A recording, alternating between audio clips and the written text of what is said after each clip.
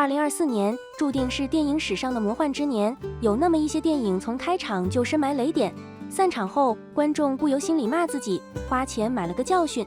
那么我们一起来逐一拆解2024年这些烂片天团，看看你有没踩到雷。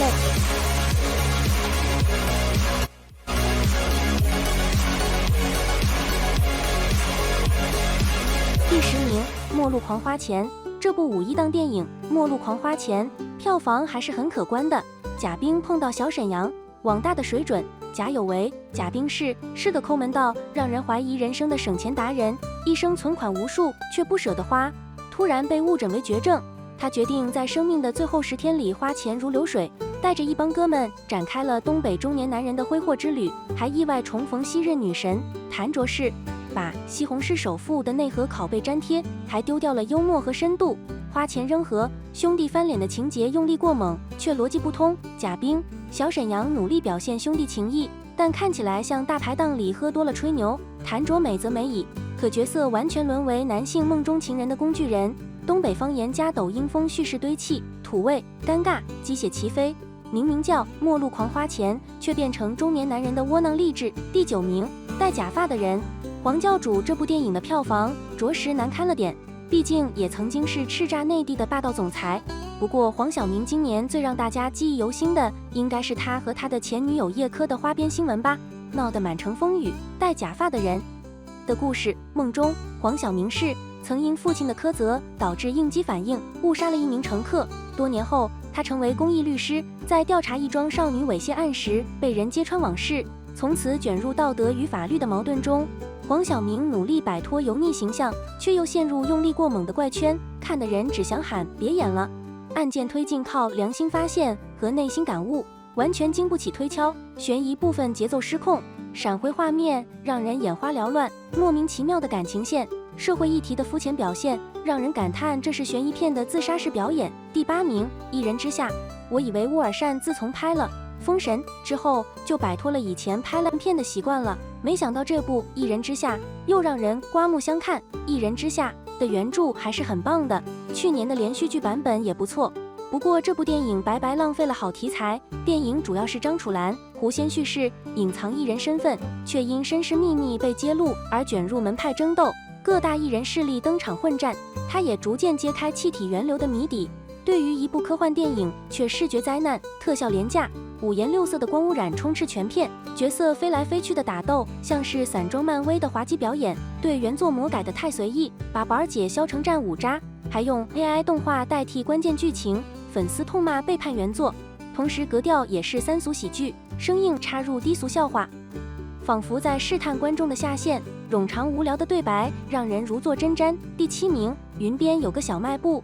张嘉佳导演的作品果然还是一如既往的让人失望，畅销书作家的导演梦还是挺坚挺的。该片改编自张嘉佳本人的同名小说《云边有个小卖部》，讲述了城市青年刘13、彭昱畅因迷失人生方向，被外婆艾莉亚带回故乡，在云边小镇与青梅竹马成双，周也度过了一段感人至深的岁月。情节相当老套，外婆去世，青梅绝症的催泪弹手法让人一秒猜透结局，套路生硬的像是编剧模板生成，台词尴尬不成熟，成双不要开门你要好好吃饭等煽情台词伴随飘落花瓣，直接让人脚趾抠出3室一厅。导演的自恋情节随处可见，张嘉佳用矫情对白和慢镜头拼凑全片，把感动逼成了尴尬。第6名，爆款好人。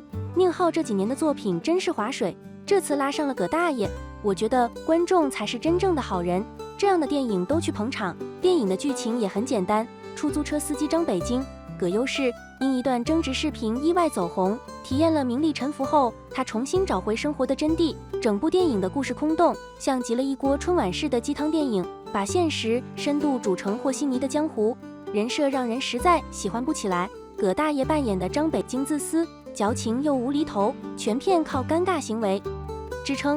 李雪琴也被框死在工具人母亲的标签中，笑点也是干瘪无趣，台词东拉西扯，网络段子硬蹭剧情，纯的堆砌。第5名，逆鳞。有多少人是冲着沈腾去看这部电影的？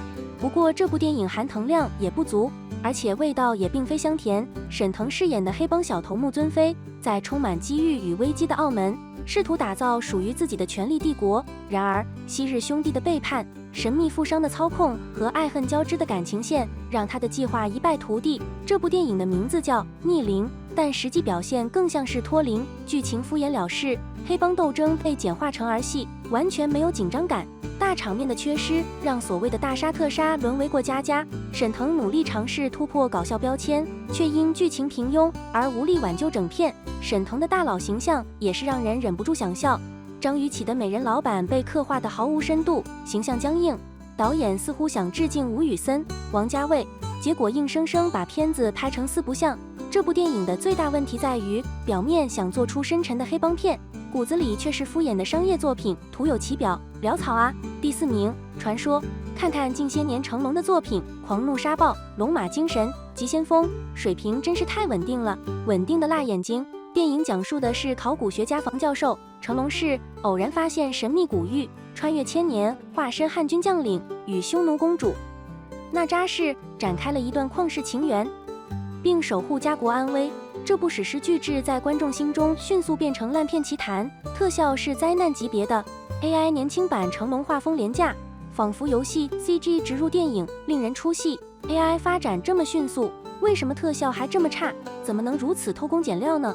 成龙和娜扎的感情线生硬到令人尴尬，甚至带有诡异的老少配气质。两条故事线毫无连贯性，现代部分是劣质盗墓片，古代部分则是低配版神话。此片不仅是唐季礼导演的滑铁卢，不，唐季礼已经滑了很多次了。这部电影更像是对观众审美底线的一次测试。第3名，动物园里有什么？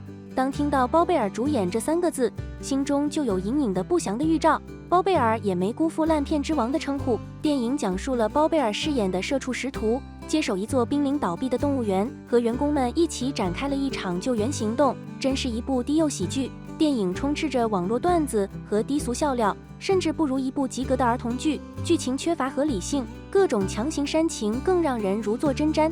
包贝尔的表演一如既往浮夸无趣，情节推动完全靠瞎折腾。这部电影不仅是浪费时间，更是对观众智商的冒犯。收手吧，包贝尔！不过看票房都已经超过1亿了，他不会收手的。第2名，《红楼梦之金玉良缘》。这部号称巨资多年打造的红楼，据称超过2亿的投入，咋拍成小作坊的电影了？电影以贾宝玉出家为开篇，讲述了大观园的兴衰、黛玉的早逝以及宝钗的入主贾府的故事。这部电影堪称是《红楼梦》的毁梦之作，最终不过是笑话一场，选角非常迷惑，拍摄前的海选角色像一场闹剧，主演毫无角色气质，人物扁平化，让人怀疑是否在看山寨剧，情节更加离谱大了。原著中的经典情节被删减，胡编乱造的桥段则雷到观众怀疑人生，制作粗糙惨不忍睹，从场景到服化道毫无红楼的贵气，反而透露着小成本电视剧的寒酸感。此片不仅是红学迷的噩梦，也是所有文学改编电影的反面教材。第一，749局，陆川加王俊凯的阵容，好歹也是大导演加上知名流量明星组合，11上映前赚足眼球。本片讲述了少年马山、王俊凯氏在神秘的749局中揭开了城市危机的真相，并完成了自我成长的故事。本以为是中国的超英大片，即使赶不上漫威，好歹也要有点气势吧，没想到成了超雄电影，视觉相当陈旧，电影的特效落后10年，现在都2024年了，怎么还糊弄人？怪兽形象乏善可陈，被嘲讽为翻版北京堡垒。有网友甚至表示，用市面上的 AI 视频工具做的特效都要比这个好看，其他也一无是处，主线模糊，人物动机不明，煽情桥段强行推进剧情，尴尬的对白更加弥漫了整部电影。我只想回网吧打游戏成为年度最离谱台词，完全脱离电影语境。这是陆川导演从文艺片到商业片的又一次彻底迷失，最终只留下观众的叹息和空空的钱包。看过这些电影，难免让人感叹国产电影创作者对观众的勇气。这些作品无一不体现着故事没讲明白、矫情凑时长、特效乱炫技、台词拼段子的烂片精髓。那么问题来了，今年你踩到雷了吗？